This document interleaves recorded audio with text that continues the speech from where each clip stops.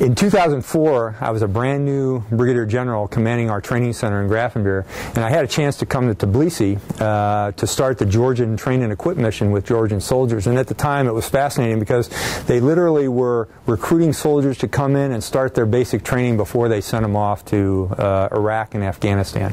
And back in those days, now 8 years ago, it was the very beginning of the Georgian force. I was able to see them a couple of times when I came back to check on training and to be with them as they conducted their training. And in one particular occasion, I asked a bunch of Georgians how their training went, and they were all fired up about what they had just completed over a 2 or 3 week period of time. And I said, well, I'd be happy to serve with you.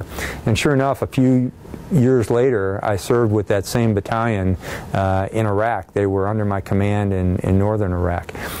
We have seen a progress in the Georgian forces between now and then. They were initially putting companies on the battlefield, then they put a battalion in support of the Poles in eastern Afghanistan, and now they're the only country who has doubled down in terms of their force contributions to the ISAF mission, sending 2 battalions in this year to Afghanistan. So it's been magnificent seeing the changes in the Georgian military, the professionalization of the force, the improvements of their training, their capacity to use training aids and simulations, and it's a lot of fun just working and training with the Georgian Army. They've got some great people in this force, and it's a real delight to be back here in Tbilisi for about the 5th or 6th time.